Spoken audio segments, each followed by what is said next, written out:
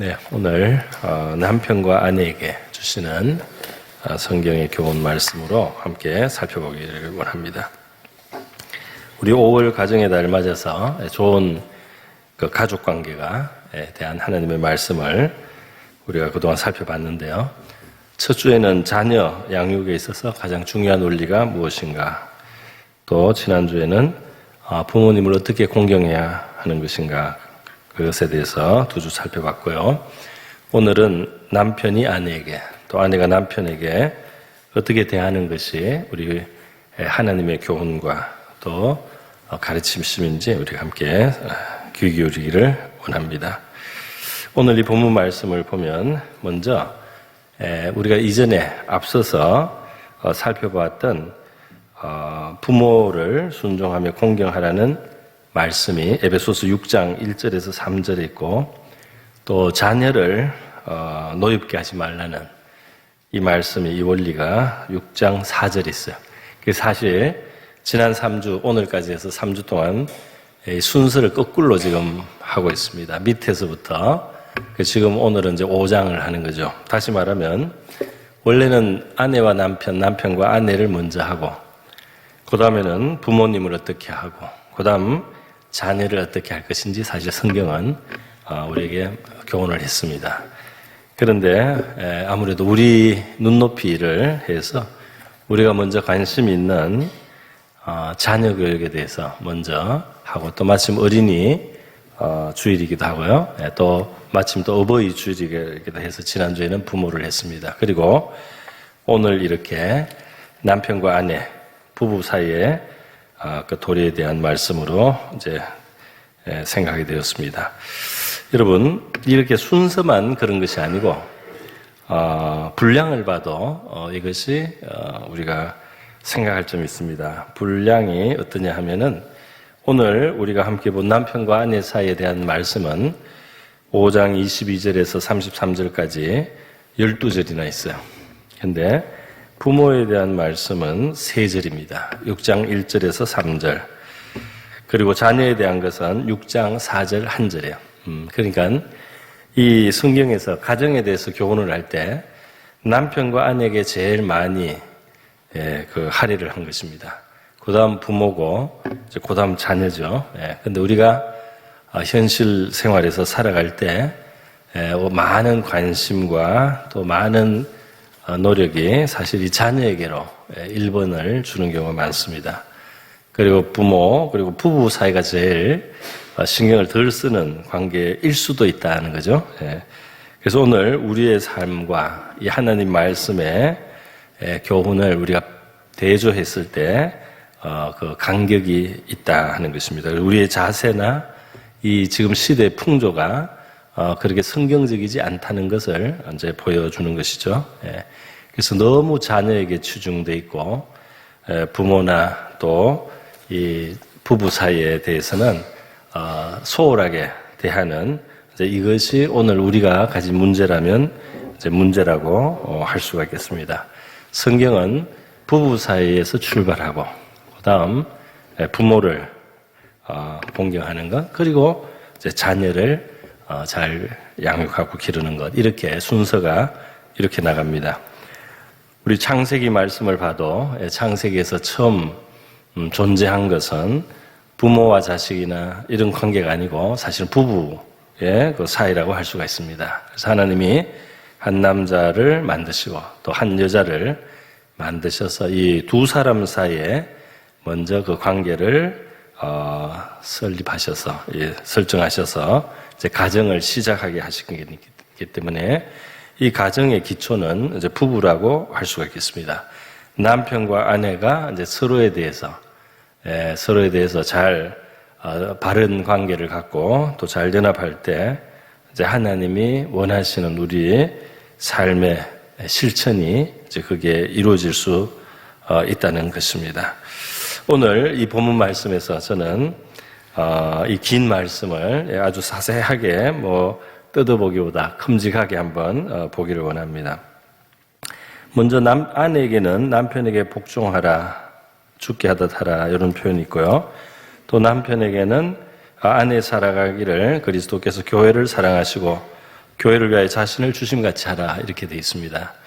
여기서 오늘 또 우리의 정서하고 잘 안 맞는 부분이 있습니다. 어떻게 남편에게 무조건 복종할 수 있겠느냐 하는 건데요. 좀 사실 이 표현이 좀 너무 강하게 번역된 것이 사실인 것 같습니다. 제가 이전에 한번 공부를 해봤는데 복종하라 이보다는 복종적으로, 순종적으로 이렇게 우리가 이해하는 것이 좋을 것 같습니다. 33절에 보면 이렇게 되어 있지 않습니까? 결론인데요. 결론이자 요약인데 요겁니다. 너희도 각각 자기의 아내 사랑하기를 자신같이 하고 아내도 자기 남편을 존경하라. 여기 이제 복종 대신 지금 존경이라는 표현으로 바뀌었는데 사실 오늘날은 존경이라는 표현도 좀 너무 거추장스럽습니다. 존중이라고 하는 게 우리 지금 정서에 맞는 표현이라고 생각됩니다. 그래서 아내에게 기본적으로 요구하는 것은 남편을 존중하라는 것입니다. 남편을 무시하지 말라는 거예요. 쉽게 말하면 남편을 무시하지 마라. 남편을 가볍게 대하지 말라. 남편을 함부로 대하지 말라. 이렇게 우리가 표현을 할 수가 있겠습니다. 옛날이야 가부장적으로 그런 아버지에게 권위가 많이 실려있던 이런 시대는 이런 것이 특별히 성경적으로 우리가 교훈할 필요가 없을 정도로 지나칠 정도로 아버지의 권한이 너무 컸다면, 권위가 너무 컸다면 이제 오늘날에는 특히 남편에게 있어서 이 존중을 받아야 되는 것, 아내로부터 남편이 이제 존중을 받아야 되는 것, 이것이 바로 이제 성경이 말하는 아내가 남편을 대하는 그 기본적인 그 태도가 돼야 되고 바로 그러한 관계가 건강한 가정, 건강한 부부를 이룰 수 있다는 것입니다. 또 남편은 아내를 이제 사랑하는데 자기 몸처럼 사랑하라. 33절에 그렇게 돼 있죠. 자신처럼. 이것은 사실 하나님이 일반으로 주신 이제 계명이 우리가 사랑하라, 서로 사랑하라, 또 이웃을 내 몸처럼 사랑하라 하는 그 일반 계명의 정신하고 사실 같은 겁니다. 그죠? 그런데 자기 자신을 사랑하듯이 남을 사랑하고 남을 생각할 수 있는 이것이 하나님이 원하는 우리의 합당한 마음가짐인데요. 아내를 이제 자기 자신처럼 사랑하라. 그러니까 실제로 살아가면서 사람이 죄인이다 보니까 이기적으로 이제 살아갑니다. 그래서 이제 남은 자기처럼 그렇게 아끼지 않죠. 자기를 아끼듯이 남을 아끼지 않는 그런 이기적인 이제 삶. 그것이 바로 이제 죄의 모습이라고 할 수가 있습니다. 하나님은 이제 나에게 싫은 일을 다른 사람에게도 하게 시키지 말고 내가 대접받고자 하는 그대로 남에게 대접하는, 다른 사람을 자기 자신처럼 존중해주고 사랑하는, 이것이 바로 하나님이 원래 인간을 지으신 그 인간의 하나님 형상의 모습을 따른 바른 삶이라고 말씀하신 거죠. 그래서 우리가 그런 데 미달되는 이기심을 우리 스스로에게 발견할 때마다 우리가 죄인이구나 하는 것을 인정하게 되고 또 회개하게 되고 또 하나님의 뜻에 순종해서 좀 노력해서 다른 사람을 자기처럼 대하려고 하는 이러한 이제 자세를 갖는데, 이것이 바로 가정에서 특히 자기 아내에게 이걸 실천해야 된다 이 말이죠. 그래서 많은 사랑할 사람들이 있지만 우리 이웃이, 하나님이 우리 주변에 두신 사람들이 이웃입니다. 우리가 지구 반대편에 볼 수도 없는 사람을 사랑하기는 좀 어렵습니다. 근데 하나님은 이 사랑의 대상들을 우리 주변에 두신다는 겁니다. 할렐루야. 그러니까 하나님이 이 첫 여자, 사랑의 대상인 이 아담을 먼저 만드시고 남자 아담을 먼저 만드시고 여자를 이제 만드셨을 때 이제 여자를 데려오셨어요. 그래서 아담이 보고 사랑하는 대상으로 받아들이도록 이제 그렇게 하셨습니다. 또 물론 서로 이제 도움을 주는 그런 관계로 만드셨습니다. 그런데 이제 바로 그렇게 하나님은 사랑의 대상을 우리 주변에 두신다는 거죠. 우리가 모든 것을 선택해서 이웃을 만드는 것이 아니고 하나님이 우리 주변에 두신 것이 바로 우리의 이웃이고 또 우리에게 사랑하라고 주신 대상들이다. 특히 바로 가정에서 또 특히 남편에게 있어서는 아내가 바로 사랑해야 될 대상이다. 할렐루야. 그래서 이 아내를 사랑하는 것이 이게 이제 참신앙을 위해서 우리에게 필요한 일이라고 하겠습니다. 아내를 사랑하는 데서부터 이제 출발을 이제 해야 되겠습니다. 또 아내는 남편을 존중하라고 제가 결국 이제 이 해석을 그렇게 했습니다. 존중하라. 앞에 위에 보면은 아내가 남편을 이제 복종하라, 순종하라 아주 강한 표현을 썼는데요. 그때는 교회 머리이신 그리스도를 순종하듯이 복종하듯이 하라 그렇게 이제 돼 있습니다. 물론 남편들은 그리스도 같지가 않습니다. 남편들은 그리스도처럼 그렇게 희생적이거나 완전하시지가 않습니다.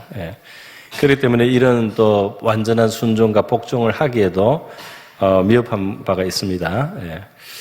제가 이전에 우리 한문에 보필한다든지 이런 단어의 뜻을 살펴본 적이 있는데요. 그 남을 진정으로 도와준다는 것은 무조건 예스를 한다고 도와주는 건 아닙니다. 예스맨이 되는 게 사람을 망하게 할 수도 있습니다. 그래서 사람을 위해서 때로는 정말 잘못된 판단을 하고 잘못된 결정을 하고 스스로를 해롭게 할 일을 할 때는 그걸 가로막아 주는 것이 그것이 진정한 보필이다. 진정한 도움이다. 이렇게 우리 상식적으로도 그렇게 알고 있습니다. 아내가 남편을 도와준다 또는 순종해주고 또 보필해준다 이렇게 할 때도 이제 마찬가지겠죠. 남편이 큰 잘못을 하거나 큰 잘못된 판단이나 결정을 해서 진짜 패가 망신할 그런 방향으로 한다면 이제 아내가 그것을 가로막는 것이 아내가 남편을 도와주는 일이라고 할 수가 있겠습니다. 그럼에도 불구하고 오늘 이 성경 교훈의 정신을 보면 남편이 그런 결정적인 큰 잘못을 하지 않는 이상은 그 남편을 좀 따라주고 남편을 좀 존중해주고 좀 남편의 마음이 좀 존중받는다는 그런 마음을 가질 수 있도록 이제 하라고 성경은 말씀하고 있는 거죠. 우리 삶의 아주 사소한 평범한 일들 속에서도 이제 아내가 남편과의 관계를 잘못 가지면 남편을 존중하지 못하는 그래서 남편의 마음에 자꾸 상처를 주는 또는 이제 그 자존감을 상처를 주는 이제 이런 일을 할 수가 있죠. 남편들이 집에 잘 안 들어가고 바깥에 떠돌기도 하고요. 집에 가서 상처를 받으니까 집에 안 들어가는 남편들도 있다는 것입니다. 여러분 그래서 존중하는 것. 그래서 어떤 좀 극단적인 표현을 쓰면 이렇게도 말할 수가 있습니다. 아내는 남편을 너무 진짜 사랑하기 때문에 잔소리도 많이 하고, 아내가 남편을 사랑하다 보니까 잔소리도 하고 자꾸 긁게도 된다. 이제 이런 말을 할 수가 있는데, 이 성경의 이 교훈을 우리가 살려서 좀 표현하자면 사랑하지 않아도 좋으니까 존중만 하라는 겁니다. 할렐루야. 그렇게 사랑 안 해도 그렇게 괴롭히면서 그렇게 그 마음을 상하게 하면서 사랑해주지 않아도 되니까 남편을 존중해주라는 겁니다. 할렐루야. 네. 이거는 성경적인 것 같아요. 성경적인. 그래서 여기 물론 남편도 아내를 존중해야 되고, 그죠? 존중하면서 사랑해야 되고, 또 아내도 남편을 사랑하면서 존중해야 되겠죠. 존중하면서 사랑하고 이게 다 같이 가는 거지만 우리가 지금 여기 왜 남편은 아내에게 사랑을 이렇게 집어서 표현을 하고 아내는 왜 사랑 대신에 존중을 집어서 표현했는가 이것입니다. 요거를 생각해야 되는 거죠. 그러니까 사랑한다고 생각하면서 존중하지 않는 사랑하기 때문에 이렇게 한다고 하면서 남편의 존중감을 해치는 이런 일을 하지 말라는 것입니다. 할렐루야. 이게 성경적인 가르침이에요. 저는 그냥 성경적인 거니까 말씀드립니다. 여러분이 알아서 잘 받으세요. 자, 그래서요. 제가 말씀드렸습니다. 남편이 뭐 도박을 한다든지 어리석게 탕진하는 이런 결정을 할 때는 가로막아 줘야 되겠고, 큰 실수를 할 때는 가로막아 주고 반대해야 되지만은 사소한 일상의 삶 속에 남편을 좀 따라주고 남편을 좀 높여주고 남편을 존중해주라. 이것이 이 아내에게 향하신 하나님의 가장 중요한 메시지입니다. 또 남편에게는 아내를 사랑을 하되 좀 이 헌신성이 있는, 희생성이 있는 사랑을 하라는 거예요. 그게 바로 그리스도의 교회를 향한 사랑입니다. 이것은 말로만 하는 사랑이 아니고 또 그냥 낭만적인 사랑이 아니죠. 사실 그리스도는 교회를 위해서 고통을 받았습니다. 그리스도는 교회를, 그러니까 우리를 구원하시기 위해서 그리스도는 상처를 당하고 고통을 당했어요. 그래서 바로 이러한 헌신성이 있는 사랑으로 아내를 사랑하라, 이렇게 말씀하고 있는 겁니다. 이렇게 해서 저는 오늘 남편과 아내에 대한 가장 중요한 메시지를 좀 요약을 하고 여러분에게 엑기스를 설명을 드렸다고 생각합니다. 이제 마지막으로 오늘 이 남편과 아내에 대한 말씀을 하면서 사도 바울은 성령의 영감으로 지금 그리스도와 교회를 말하고 있어요. 그리고 끝에도 보면 32절에 이 비밀이 크도다. 나는 그리스도와 교회에 대하여 말하노라, 이렇게 했습니다. 자, 남편과 아내의 관계에 하나의 신비가 그 배후에 있다는 거죠.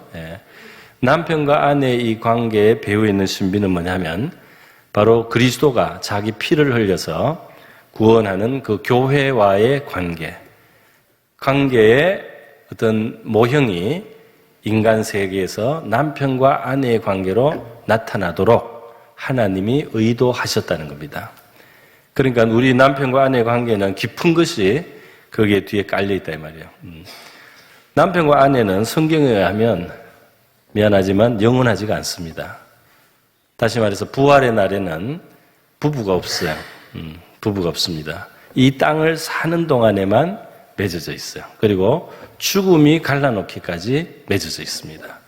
그렇기 때문에 부활의 날에는 시집 장가 결혼이 없어요.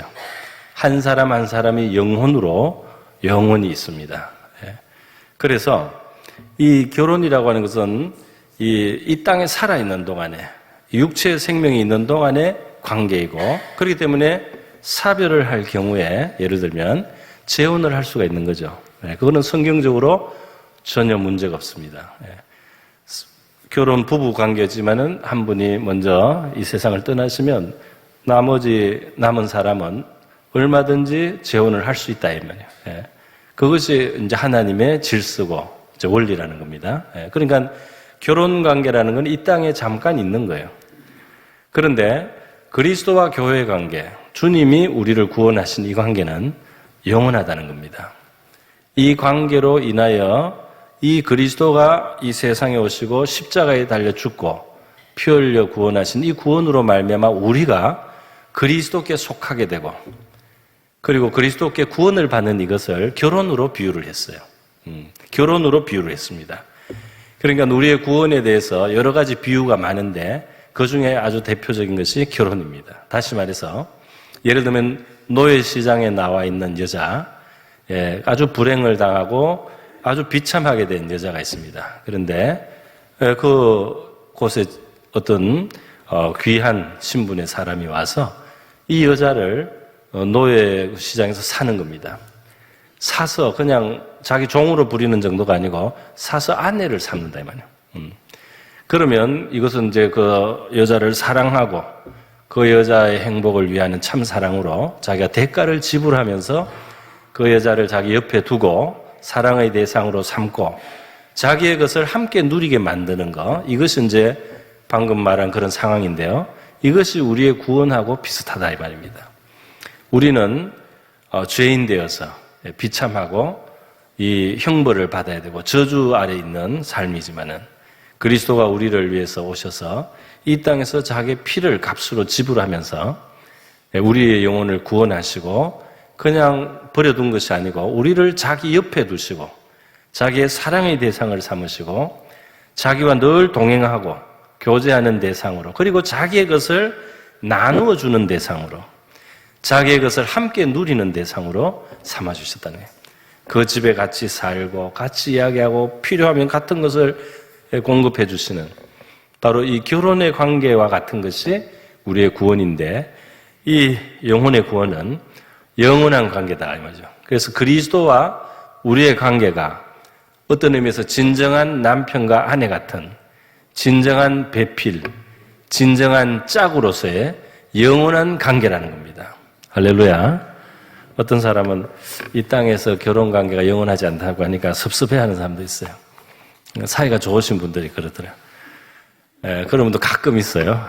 근데 이 땅을 사는 동안에는 우리가 도의를 다하고 하나님의 뜻 안에서 사랑하고 또 한 사람의 영혼으로서는 영원히 사랑합니다. 한 사람의 영혼으로서는 영원히 사랑할 대상이 되는 건 맞아요. 그러나 부부관계는 아니다 하는 겁니다. 오늘 그래서 이 결국 남편과 아내의 이 관계라고 하는 것은 그 뒤에 그리스도와 교회라고 하는 신비로운 영원한 관계를 표방하고 그것을 예표하는 그러한 점을 가지고 있기 때문에 남편과 아내들은 서로를 향해서 그 남편은 그리스도의 역할을 하려고 노력을 하고 교회는 그리스도를 따르는 교회 모습을 가지려고 노력을 해야 된다는 것입니다. 여러분, 우리 10월 달에 이제 남편 또는 자녀들 또는 부모님을 우리 교회에 초청해서 한번 함께 예배 드리려고 우리 가족, 이웃 초청 주일을 이제 정하고 우리가 기도를 가정의 달부터 하려고 지금 생각을 하고 그러고 하고 있습니다. 여러분, 우리가 이 복음을 전한다는 것, 특별히 바로 가까운 가족들에게 복음을 전하는 게 쉽지가 않습니다. 왜냐하면 우리의 평소의 삶에서 이 복음을 전하기에 걸림이 되지 않는 그 행동을 하고 처신을 해야 되니까요. 상당히 신경을 많이 써야 되는 거죠.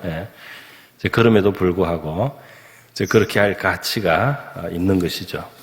그래서 우리가 복음을 전한다는 게 가까이 있는 사람들에게도 내가 예수님에 대해서 이야기하고 또 하나님을 함께 섬기자고 할 때 상대방이 참 좋은 일 같다 이렇게 느낄 수 있도록 우리가 먼저 믿는 사람으로서 하나님의 교훈에 합당하게 우리가 대해야 할 줄로 믿습니다. 그래서 우리가 조금 더 사랑하고 조금 더 인내하고 조금 더 섬기면서 그들의 마음이 하나님을 향해서 열릴 수 있도록 우리 복음이 전거될 때는 항상 이렇게 섬김과 사랑이 동반을 하는 거죠. 우리 한국에나 또 외국에도 마찬가지지만은 이 선교가 시작되면 항상 병원이 들어가고 학교가 들어갑니다. 또 먹을 것을 공급하기도 합니다. 그러니까 이 실천적인 사랑이 함께하는 거죠. 실천적인 사랑을 함께하고 그들의 무지를 밝혀주고 또 그들의 병든 것을 고쳐주고 하면서 섬기면서 이 복음이 증거되므로 이 복음이 환영받고 그 하나님의 사랑이 다가오는 거죠. 그래서 오늘 우리가 남편과 아내와 혹은 자녀와 부모로서 우리의 가족들을 주님 앞으로 이제 인도하려고 할 때도 바로 이 관계, 성경이 말하는 이 가족의 이 관계를 우리가 행해야 할 줄로 믿습니다. 남편과 아내는 남편은 나를 그리스도처럼 희생적으로 사랑도 안 하는데 내가 이렇게 존중해야 되나? 또 남편은 아내는 나를 존중도 안 하는데 내가 아내를 희생적으로 사랑을 해야 되나? 이렇게 상대적으로 상대방에게 이제 문제가 있다. 상대방이 안 하니까 나도 안 하겠다. 이러한 자세는 하나님 앞에 옳지가 않죠. 상대방이 하든 안 하든 나는 내 역할을 하고 하나님이 나에게 명령하신 것을 하겠다. 그러면 하나님이 그 순종을 받으실 줄 믿습니다. 보상이 없어도 순종하는 거죠. 그것이 하나님 앞에는 가치가 있고 반드시 그 결과를 얻게 될 줄로 믿습니다. 때가 되면 그 결과를 상 주시는 주님이 계신 겁니다. 오늘 우리 남편과 아내에 대한 말씀으로 함께 말씀을 드렸습니다. 여러분, 참 이 아담을 처음 하나님이 만드셨어요. 이 아담의 아내를 만들 때 그 잠들게 했다고 되어 있어요. 창세기 보면 잠들게 했습니다. 오늘날로 보시면 마취를 한 거죠. 그래서 아담이 이제 잠들어서 아무것도 모를 때 옆구리 옆구리를 열어서 갈비뼈를 꺼내서 그래서 그걸로 여자를 만들었다는 거예요. 남자의 오늘 우리가 봐도 남자의 DNA는 여자를 만들 수가 있습니다. 여자의 DNA에서는 남자를 못 만듭니다. 참 신기하죠? 네. 남자에게서는 여자의 요소가 있어요. 근데 여자에서는 남자 요소가 다 안 나요. 남자를 먼저 만들고 남자의 옆구리를 열어서 하나님이 여자를 만드셨다. 어떤 하나님 방법이 있었을 겁니다. 그런데 우리 예수님이 십자가에 달리셨을 때 성경은 예수님도 옆구리가 열렸다는 거 기록을 하고 있어요. 십자가에 달려 계실 때 못 박히셨을 뿐 아니라 로마 병정이 그의 다리를 꺾는 대신에 옆구리에 창을 찌름으로써 예수님의 죽음을 확인하려고 옆구리에 창을 찔러 넣었습니다. 그래서 예수님의 옆구리가 뻥 뚫린 거예요. 그래서 물과 피가 쏟아져 나왔습니다. 그런데 나중에 제자 도마가 부활하신 예수님을 믿지 않을 때 예수님이 내 이 구멍난 손과 못자국 난 손과 내 이 열려있는 옆구리를 봐라 하고 보고 믿어라. 이렇게 부활하신 예수님이 도마를 대하신 적이 있습니다. 여러분, 예수님은 십자가에 달려서 그의 영원한 사랑의 대상을 얻는 과정을 가지신 겁니다. 할렐루야. 네.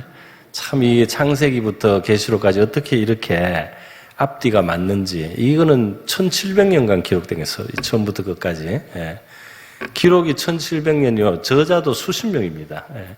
그런데 이 성경이 너무 이 짜임새가 있고 일관성이 있을 뿐 아니라 그 옛날에 가장 고대에 쓴 것과 가장 뒤에 쓴 것이 아구가 딱딱 맞아요.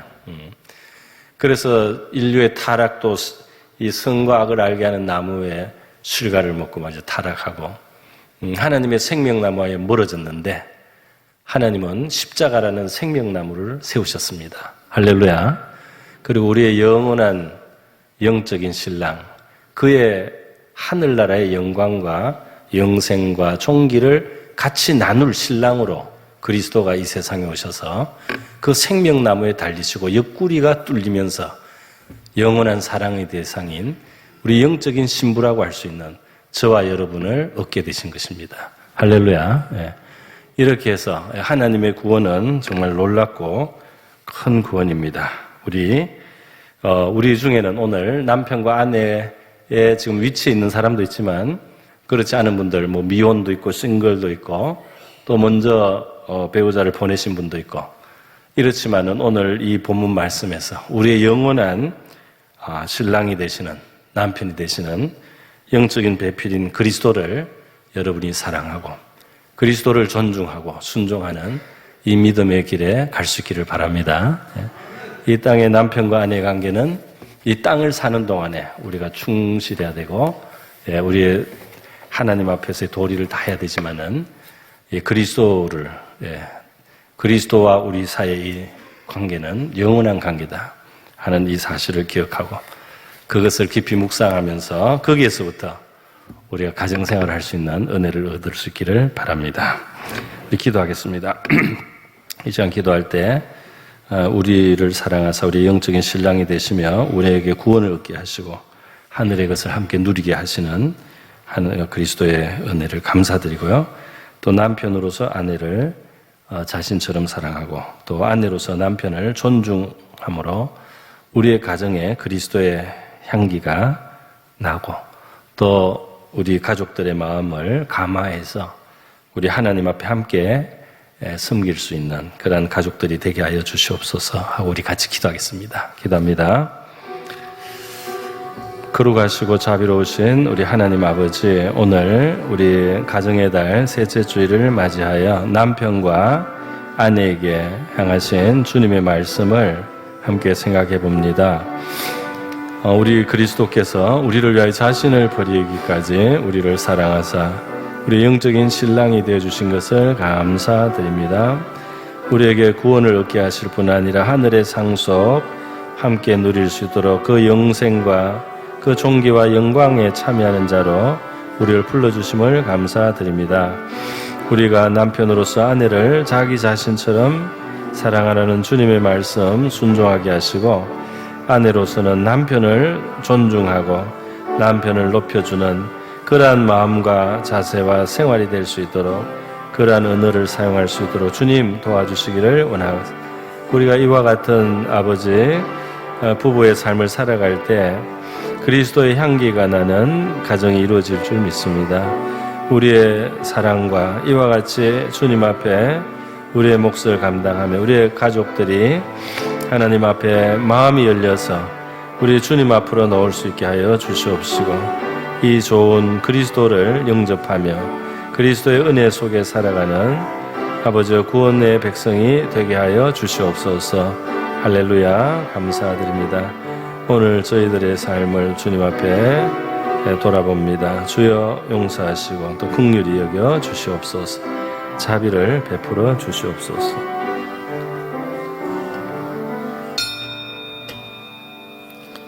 거룩하시고 자비로우신 하나님 아버지, 그리스도께서 우리를 위하여 자신을 버리시기까지 우리를 사랑하셔서 우리의 영적인 영원한 신랑이 되어주심으로 우리가 구원을 얻으며 하늘의 상속과 존귀와 영광에 참여할 수 있는 자가 되게 하심을 감사드립니다. 우리가 이 땅에서 바로 이 그리스도의 놀라운 은혜와 사랑, 또 교회의 아름다운 순종을 우리가 기억하면서 남편으로서 아내를 자기 자신처럼 사랑하게 하시고 또 아내로서 남편을 존중하고 높이는 그러한 그리스도의 아름다운 향기가 있는 가정을 이루게 하여 주시옵소서. 또 희생적인 사랑으로 우리를 사랑해 주신 그리스도를 우리의 영원한 영적인 배필로 알고 우리 주님께 사랑과 순종을 드리는 우리의 삶이 되게 하여 주시옵소서. 예수님의 귀하신 이름으로 기도드립니다. 아멘.